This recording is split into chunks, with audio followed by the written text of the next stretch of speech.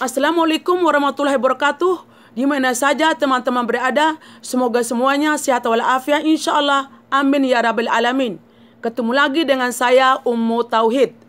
Bagaimana kalau waktu kosong kita, waktu luang kita isi dengan membaca buku bersama saya. Kali ini saya akan membacakan kisah hidup seorang sufi atau seorang ulama bernama Imam Ja'far As-Shadiq. Semoga bermanfaat untuk teman-teman semua insyaAllah. Dan usahakan dengarkan video ini sampai akhir. Mungkin di akhir video ada tausiah, nasihat, saran dari saya. Semoga bermanfaat untuk teman-teman semua insyaAllah. Imam Ja'far As-Shadiq, lalu keturunannya adalah beliau seorang sufi yang dilahirkan dari seorang ibu bernama Ummu Farwah binti Al-Qasim bin Muhammad bin Abu Bakar As-Siddiq. Beliau mempunyai nama lengkap Ja'far bin Muhammad bin Bakir bin Ali Zainab Abidin bin Husain bin Ali bin Abi Talib. Kalau melihat dari jalur keturunan Imam Ja'far As-Shadiq ini, beliau merupakan perpaduan keturunan antara Rasulullah Sallallahu Alaihi Wasallam dengan Abu Bakar As-Siddiq. Perlu teman-teman ketahui, Abu Bakar As-Siddiq adalah salah satu khalifah dari 4 khalifah Rasyidin. Imam Ja'far As-Shadiq lahir di Madinah pada tahun 83 Hijriah dan beliau dibesarkan di Madinah pula. Kehidupan Imam Ja'far As-Shadiq sebagai seorang anak yang taat pada orang tua, Imam Ja'far sejak kecil memperoleh pendidikan agama dari orang tuanya di lembaga pendidikan madrasah yang didirikan oleh ayahnya, di mana madrasah ini banyak melahirkan ulama-ulama besar yang dimiliki oleh umat Islam. Oleh karena itu, beliau merupakan seorang sufi dan ulama besar yang cerdas dan menguasai berbagai macam ilmu, seperti ilmu tafsir Al-Quran ilmu hadis, fiqih, tasawuf, filsafat, dan lain sebagainya. Semasa hidupnya di Madinah, beliau habiskan waktunya untuk memperoleh berbagai macam pendidikan agama dari ulama besar pada waktu itu. Selain juga beliau mendapatkan pendidikan dari madrasah yang didirikan oleh ayahnya. Juga beliau selalu mengadakan diskusi dengan para ulama-ulama besar pada waktu itu. Beliau pernah berdiskusi dengan Abu Hanifah, Malik bin Anas, dan lain-lainnya. Perlu teman-teman ketahui bahwa Abu Hanifah dan Malik bin Anas adalah merupakan ulama-ulama besar yang dimiliki oleh kita umat Islam. Keistimewaan Imam Ja'far As-Shadiq teman-teman banyak sekali. Saya akan bacakan singkatnya saja. Kalau teman-teman ingin mengetahui banyak lagi mengenai kisah hidup Imam Ja'far As-Shadiq, bisa membeli buku di mana saja teman-teman berada, di perpustakaan, ataupun teman-teman bisa membaca langsung di Google, karena banyak saudara-saudara kita yang menuntut pendidikan di universitas Islam atau ustadz-ustadz muda. Banyak mereka membagikan ilmu agama mereka di Google. Kalau teman-teman berminat, silakan membuka Google insyaAllah. Keistimewaan Imam Ja'far salah satunya adalah di kalangan para ulama fikih, beliau dikenal sebagai mujtahid di bidang fikih. Dan di kalangan para fuqaha, beliau dikenal sebagai pendiri mazhab kelima, yaitu fikih Ja'fariyah. Di mana fikih Ja'fariyah ini juga banyak diikuti oleh umat Islam, ahli sunnah wal jamaah, juga diikuti oleh dari kalangan Syiah. Yaitu Syiah di sini Syiah yang beragama Islam, teman-teman. Tadi di sini disinggung dari mazhab, teman-teman ya. Di zaman sekarang ini, umat Islam di zaman ini lebih mengenal 4 mazhab, yaitu mazhab Hanafi, Hambali, Maliki, Syafi'i. Kalau kita umat Islam di negara ASEAN, Indonesia, Malaysia, Singapura, banyak pengikut dari fikih Imam Syafi'i, yaitu mazhab Syafi'i. Kalau teman-teman ingin mengetahui lebih banyak masalah 4 mazhab ini, silakan teman-teman lebih banyak mendengarkan ceramah Tuan Guru kita Ustadz Abdul Somad, karena beliau adalah menguasai fikih 4 mazhab ini. Semoga Tuan Guru Ustadz Abdul Somad panjang umur, sehat walafiat, selalu dalam lindungan Allah Subhanahu wa taala. Amin ya rabbal alamin. Lalu teman-teman, keistimewaan Imam Ja'far yang lainnya, sebagai seorang sufi, beliau selalu memperluas dan memperdalam pengetahuan agamanya, dan beliau juga mempunyai budi pekerti yang baik dan mempunyai budi pekerti yang sempurna, dan beliau sangat tegar dalam mengendalikan hawa nafsunya. Oleh karena itu, beliau selalu menolak bila diberi jabatan duniawi, seperti dalam jabatan di pemerintahan ataupun di jabatan dalam kepemimpinan pergerakan politik.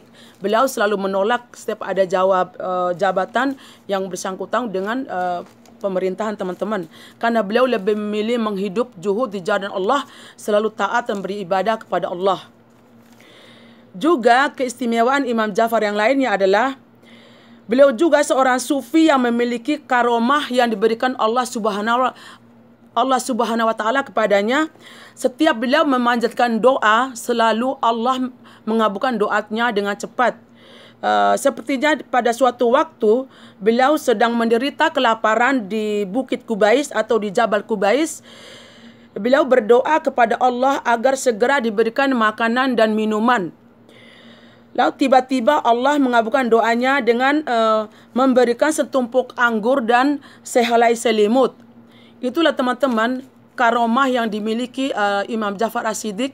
Setiap beliau memanjatkan doa kepada Allah, selalu Allah mengabulkan doanya. Selalu Allah mengabulkan doanya.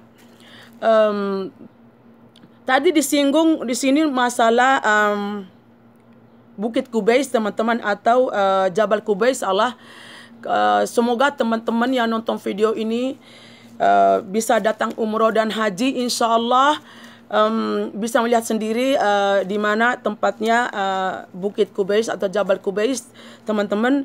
Jabal Kubais ini adalah ada di sekitar Masjidil Haram, teman-teman, searah dengan Hajar Aswad, berdekatan dengan Bukit Safa. Di mana Bukit Safa, teman-teman, salah satu manasik untuk melaksanakan ibadah umroh atau manasik haji, yaitu untuk tempat melaksanakan sa'i. Jadi saya ingat Masjidil Haram, teman-teman, ya, hampir 2 bulan lebih karena virus corona ini saya tidak bisa ada di Masjidil Haram. Semoga virus corona yang ada di seluruh dunia, ya Allah Rabbi, semoga virus corona di seluruh dunia cepat berakhir. Semoga kita umat Islam bisa sholat di masjid, bisa sholat wajib di masjid, bisa sholat Jumat, bisa sholat tarawih, insya Allah, dan umat Islam seluruh dunia bisa melaksanakan ibadah umroh dan haji, insya Allah. Amin ya rabbal alamin. Itu teman-teman dari keistimewaan Imam Ja'far As-Siddiq.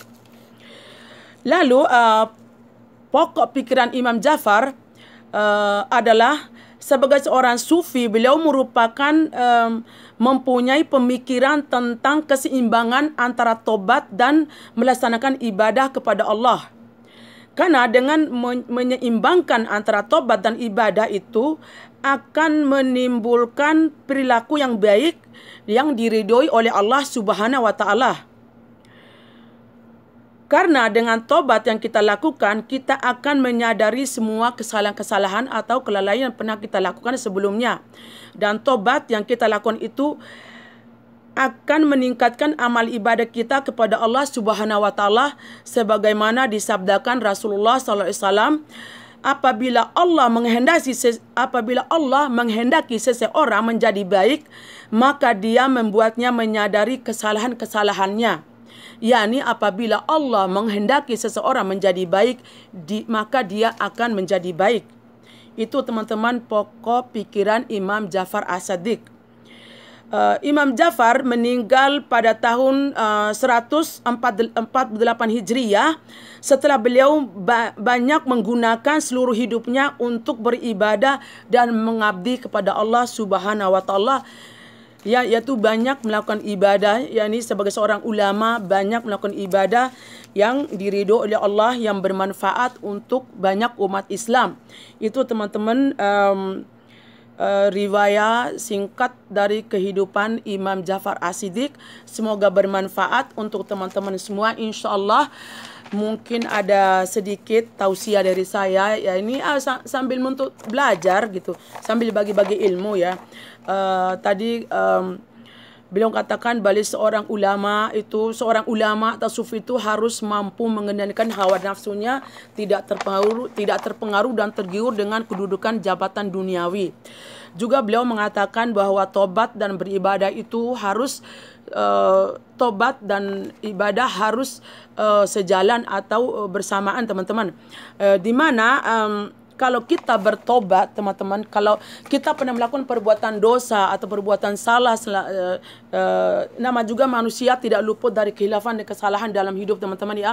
Lalu sekali waktu dapat hidayah dari Allah untuk hijrah atau bertobat kepada Allah, tentu saja tobat kita tuh harus banyak melakukan ibadah. Selain kita melakukan ibadah, sholat, membaca Quran, zikir, segala macam sering saya sebutkan di video-video sebelumnya, juga kita tingkah laku dan perbuatan kita harus berubah pula. Misalnya kita sebelumnya kita belum berhijab, tentu saja mungkin kita biasa memakai pakaian rok mini atau celana jeans ketat, kaos ketat, kita belum hijab. Tentu saja di sini kalau kita tuh benar-benar baru hijab, bertobat pada Allah, tingkah laku dan perbuatan kita harus berubah. Yang kita harus memakai pakaian yang sesuai dengan syariat Islam. Yang kita harus memakai hijab yang serba longgar, besar, yang untuk juga misalnya sebelumnya kita biasa pakai rok mini, ketat, segala macam. Di saat kita hijrah, kita masih memakai jeans ketat, kaos ketat, lalu baju ketat, lalu memakai hijab, jilbabnya setengah.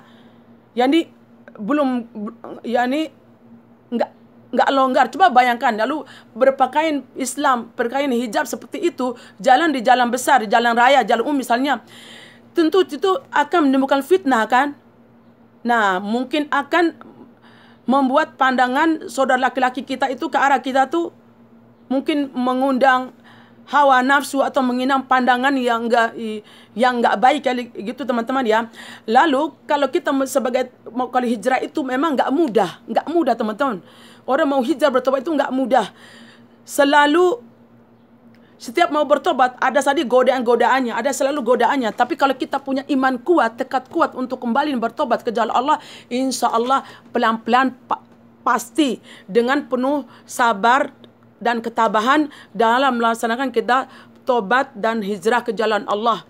Mungkin itu dulu teman-teman, supaya saya nggak terlalu ngawur ya. Semoga apa yang saya sampaikan singkat ya tadi, ya kita harus memakai hijab itu serba longgar besar untuk menutup aurat kita. Ya juga untuk menjaga diri kita dari berbagai macam pandangan fitnah, teman-teman ya. Mungkin itu dulu tausiah singkat dari saya. Semoga bermanfaat untuk teman-teman semua. Kalau kita panjang umur, sehat walafiat, ketemu lagi dengan saya di video lainnya insya Allah. Sekian dulu. Wassalamualaikum warahmatullahi wabarakatuh.